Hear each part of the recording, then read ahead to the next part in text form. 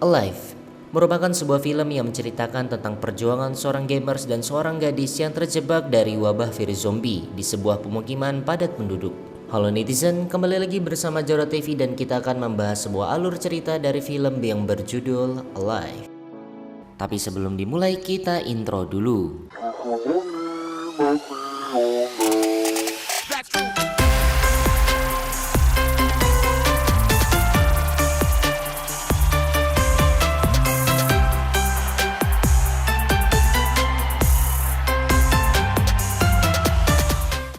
Pada awal film ini kita akan langsung dipertemukan oleh John Woo yang pastinya sudah menjadi karakter utama dan hampir di setiap scenes dalam film ini itu ada dia. By the way, minimnya karakter dalam film ini menurut saya sih nggak bakal datar-datar amat karena alur ceritanya sendiri cukup menegangkan, pastinya tetap seru untuk ditonton. Kita bisa melihat John Woo yang bangun kesiangan jam 10 pagi. Mungkin dia tadi malam habis live streaming secara dia seorang gamers. Baru bangun tidur, terus mandi, tidak lupa menggosok gigi, sarapan pagi, dan ngegame lagi. Kagak pakai sholat subuh, John Woo langsung tancap gas ke PC dewanya. Tapi kali ini dia tidak bermain sendiri, dia terkoneksi dengan beberapa teman-temannya. By the way, mendalami karakter John Woo sendiri, dia hidup bersama keluarga dan saudara perempuannya. Keluarga dan saudara perempuannya sudah pergi keluar karena John Woo tadi pagi masih tertidur. Kembali ke cerita, John Woo memainkan sebuah game, entah PUBG atau Free Fire. Yang jelas disinilah awal perkara film dimulai. Temannya memberitahu bahwa masyarakat di kota Seoul mendadak kehilangan kesadaran dan saling menyerang satu sama lain. Lalu John Woo pun segera menyalakan TV untuk mengetahui apa yang terjadi. Tiba-tiba terdengar suara alarm peringatan yang menandakan bahwa ini tidak baik-baik saja. John Woo pun mengintip keluar jendela. Tiba-tiba keadaan pun berubah setelah negara zombie menyerang.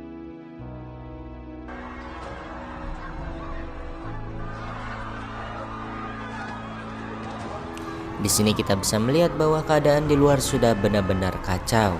Orang-orang berhamburan keluar rumah dan John Woo sendiri tetap berada di apartemennya. Saking kacaunya keadaan ada di luar, ada sebuah mobil pemadam kebakaran yang sudah mulai kehilangan kendali.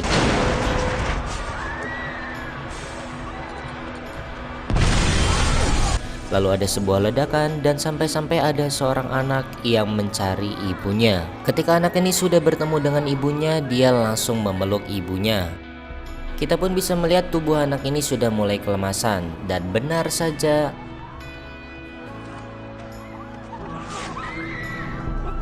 anak ini sudah terinfeksi virus zombie dan lalu menggigit ibu kandungnya sendiri. Durhaka juga ya. By the way, dari scenes ini pun menunjukkan bahwa orang-orang, pemerintah itu banyak yang belum mengetahui apa itu virus zombie. Kembali ke cerita, tiba-tiba ada seorang laki-laki yang merangsak masuk ke dalam apartemennya John Woo. Karena panik, John Woo pun langsung berusaha mengusir pria ini. Lalu pria ini pun memohon agar bisa stay di apartemennya John Woo karena dia mengaku sudah dikejar oleh kakak-kakaknya yang berubah menjadi zombie. John Woo pun tetap berusaha mengusir pria ini, namun pria ini menolak dan dia minta izin ke kamar mandi. John Woo pun mengiyakan dengan janji agar setelah dari kamar mandi dia langsung pergi meninggalkan apartemen. John Woo pun mendengar informasi dari TV orang yang terinfeksi itu memiliki gejala mata merah dan menjerit. Mendengar hal ini, John Woo pun langsung bersiaga mengambil sebilah pisau. Lalu benar saja laki-laki tadi langsung berevolusi menjadi seekor zombie di depannya John Woo. Beruntungnya John Woo bisa mengusir pria ini tanpa ada gigitan. John Woo pun mengintip di balik pintu, lalu tiba-tiba ada seekor zombie yang besar menyiksa zombie yang baru dikeluarkan oleh John Woo tadi. By the way, menurut pendapat saya sendiri, zombie yang bertubuh besar ini adalah kakaknya sendiri. Karena tadi dia mengaku sebelum masuk ke apartemennya John Woo, dia dikejar oleh kakaknya. Lalu dengan sigap John Woo langsung menutup pintunya dengan sebuah lemari besar. Di sini terlihat bahwa pemerintah menyarankan agar orang-orang menyimpan makanan sampai masalah ini berakhir. Tapi John Woo sendiri tidak memiliki perbekalan seperti itu sampai masalah ini terjadi. Lalu John Woo pun berusaha menghubungi makanan langganannya. Tetap saja hasilnya zonk. Karena sudah pasti keadaan di luar sangat jauh berbeda dengan terjadinya wabah ini. Dan akhirnya John Woo pun mulai nampak kebingungan. Dia mulai menghitung perbekalan sisa makanannya dan benar saja hanya cukup untuk beberapa hari ke depan. Dia pun mulai menyesalinya karena dulu ibunya pernah menyuruh untuk sering-sering belanja makanan. Oke, pada hari kedua John Woo bangun tidur lagi dan di sini kita bisa melihat belum ada pemadaman listrik. Namun di sini sulit sekali untuk menemukan sinyal. John Woo pun melihat di media sosial tutorial cara mendapatkan sinyal pada kondisi seperti ini. Mengenai caranya sih memang tidak aman tapi patut dicoba. Dan John Woo menggunakan drone-nya untuk menerbangkan HP-nya setinggi mungkin agar bisa mendapatkan sinyal. Namun sayang ketika sudah mendapatkan sinyal pada posisi yang tinggi lalu terjadi batu drone pun habis. Ketika pada malam hari John Woo pun terbangun oleh suara tembakan, yaitu seorang polisi perempuan yang dikejar-kejar oleh segerombolan zombie. Ketika wanita itu tertangkap oleh zombie, pistolnya pun terjatuh. Karena rasa kemanusiaan dan kesal, John Woo pun berteriak untuk mengalihkan perhatian para zombie.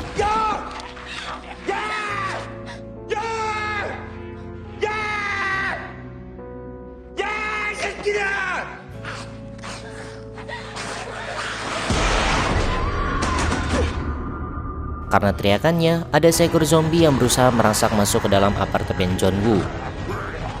Namun dengan sigap John Woo pun langsung berlindung di balik pagar untuk menjatuhkan zombie tersebut.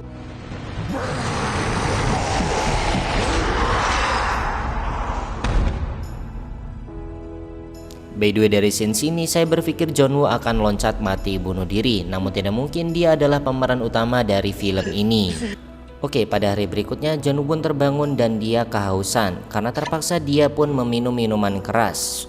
Setelah itu John Woo pun menutup jendelanya dengan kertas berwarna, mungkin bisa menjadi sebagai tanda bahwa di situ masih ada orang waras seperti dirinya. Juga bisa menutup dari penglihatan zombie. Lalu John Woo pun sarapan dengan sebuah mie gelas dan mencari informasi di TV. Bukan sebuah informasi yang dapat membantu untuk didapatkan, ia justru mendapatkan iklan komersial di TV. Karena nampak kesal, John Woo pun melempar remote-nya tanpa sengaja menyentuh aqua botolnya dan lalu tertumpah. Di sini ekspresinya John Woo biasa-biasa aja tanpa ada penyesalan karena dia belum tahu sebenarnya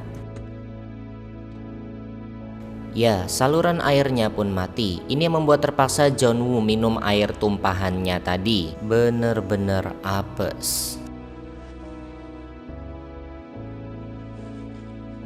Untuk mendapatkan informasi, John Woo memutuskan menyalakan radio dari handphonenya.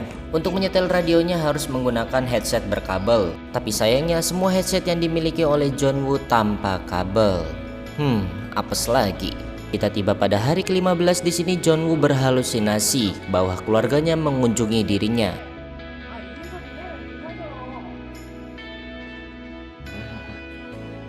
Setelah itu John Woo pun melakukan pencarian sinyal seperti metode tutorial yang diajarkan kemarin. Dia memanjat ke balik pagar dan itu pun memancing perhatian para zombie. Usahanya pun tidak sia-sia dan dia pun berhasil mendapatkan informasi keluarganya. Namun naas terdengar suara jeritan sang ibu yang menandakan bahwa ibunya sudah terinfeksi virus ini.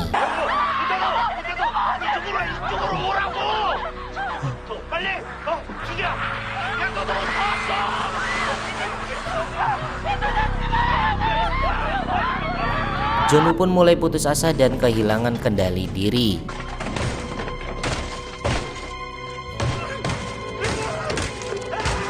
Dia pun merangsak keluar dari persembunyiannya untuk menghadapi para zombie-zombie. John Woo pun dikejar oleh para zombie. Dia berhasil bersembunyi dan dia kembali ke apartemennya lagi.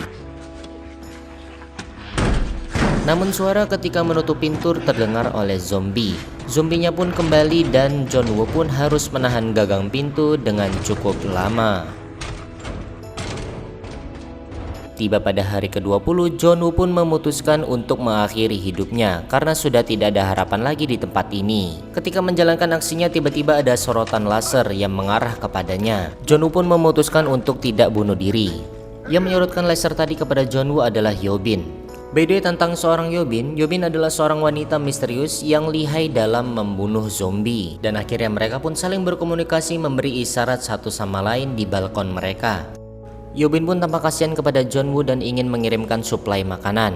Mereka pun mencoba mentransfer makanan dengan menggunakan sebuah zipline. Awalnya mereka mencoba dengan sebuah bola baseball, namun sayang bola baseball tersebut terjatuh dan masih meninggalkan tali. Akhirnya, John Woo pun dengan cerdiknya menggunakan drone-nya untuk menghubungkan tali zipline tersebut. Ya, yang namanya orang lapar juga ada aja akalnya. Yang penting bisa dapat makanan.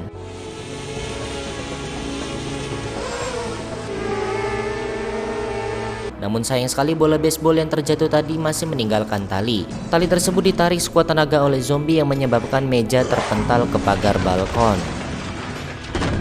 Namun apesnya Yobin pun pingsan karena benturan meja tadi. Yang lebih apes lagi, zombie pun mulai memanjat naik ke balkonnya Yobin. John Woo melihat kejadian itu berusaha langsung menolong Yobin dengan alih-alih menggunakan drone-nya untuk menghalangi zombie tersebut naik ke balkonnya Yobin. Drone itu membantu memperlambat zombie yang memanjat tadi. Seketika Yobin pun terbangun dan lalu dengan sigap Yobin pun langsung mematahkan tangannya. Karena berpikir tidak mungkin minta makanan terus dari Yobin, John Woo pun berpikir untuk mencari makanan. John Woo pun berhati-hati masuk ke dalam apartemen tetangganya yang sudah terinfeksi virus. Akhirnya usahanya pun membuahkan hasil. Dia menemukan makanan, senjata, dan dia menemukan walkie-talkie. Tidak lama setelah itu mereka saling berkomunikasi dan bertukar pikiran. Dan sama-sama berpikir kalau kita di rumah aja sambil menunggu bantuan kita pasti tidak tertolong.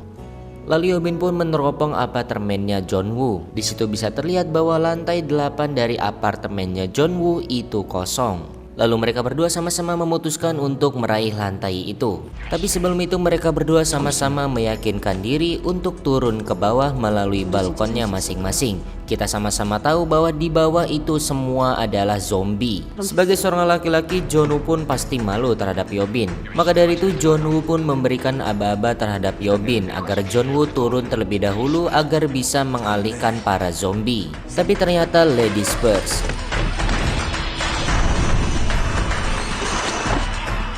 Yobin terlihat lebih siap dan sigap dalam menghadapi para zombie. Pada scene ini terlihat Yobin sangat lihai menggocek ke sana kemari para zombie. Sedangkan untuk John Woo sendiri terlihat belum begitu siap menghadapi para zombie. Dan akhirnya yang kita tunggu-tunggu, drama action pun dimulai.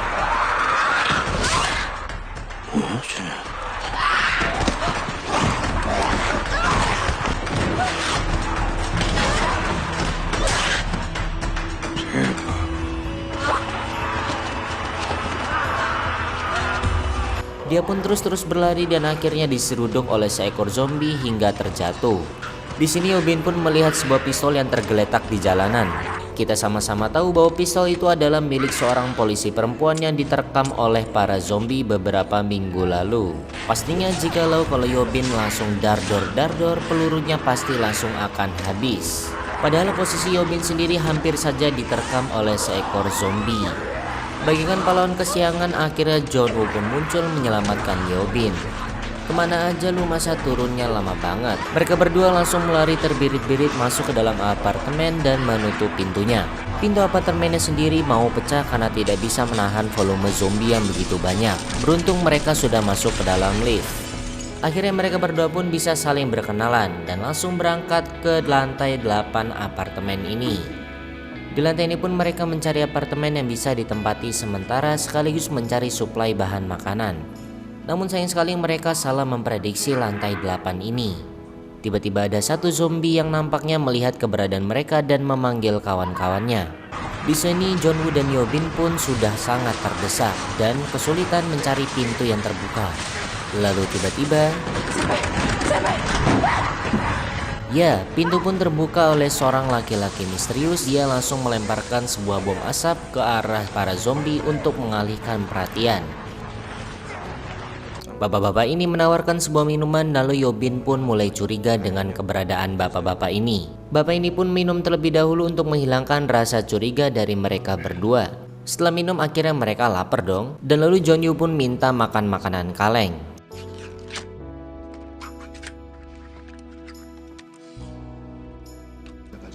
Lalu mereka bertiga pun berbincang-bincang soal tim penyelamat. Bapak ini mengaku bahwa sering sekali melihat helikopter tim penyelamat melintas di atas apartemen mereka. Akhirnya Jonu dan Yobin pun berbahagia mendengar kabar harapan ini. Namun tiba-tiba,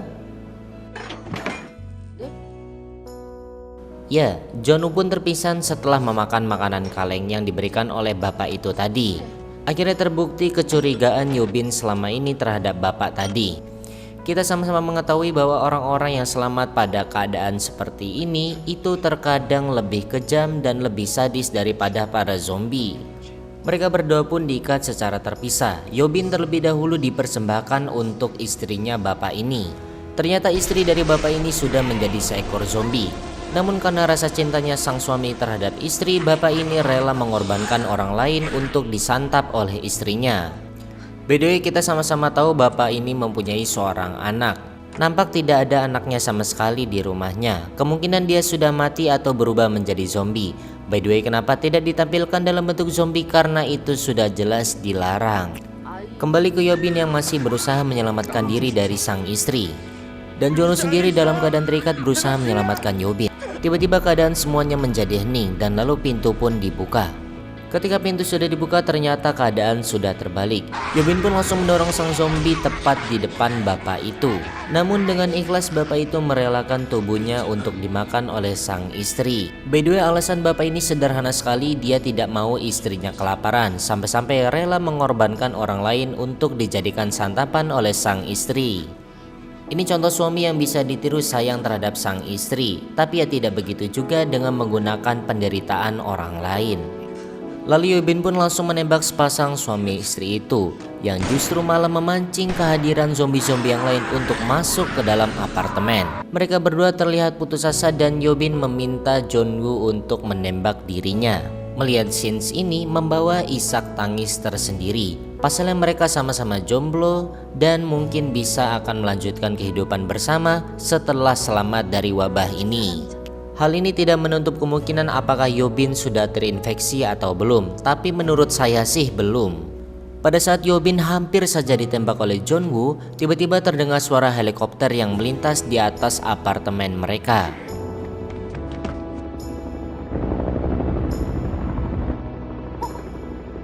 Kemudian harapan pun kembali muncul di antara mereka berdua. Mereka berdua sama-sama berusaha naik ke atas rooftop lalu berteriak meminta bantuan. Ya, ini adalah satu-satunya cara agar mereka bisa keluar dari tempat itu. Lalu dengan sigap mereka berlari ke atas rooftop dan ketika setibanya di atas mereka menghalangi para zombie dengan menutup pintu. Namun sayang 1000 kali sayang, setibanya di atas rooftop mereka tidak melihat satu helikopter pun yang melintas. Di sini mereka pun menangis bersedih bersama. Apakah film ini akan happy ending atau justru sebaliknya? Lebih apesnya lagi, pintu yang sudah ditahan pun sudah mulai terbuka sedikit demi sedikit oleh para zombie yang berdatangan. Lalu Jonu dan Yobin pun sudah terpojok. Mereka berdua sudah pasrah dengan keadaan. Sebelumnya mereka memiliki janji kalau nantinya selamat mereka akan hidup bersama untuk kedepannya. Benar saja harapan itu terkabul dengan munculnya sebuah helikopter yang muncul dari belakang mereka.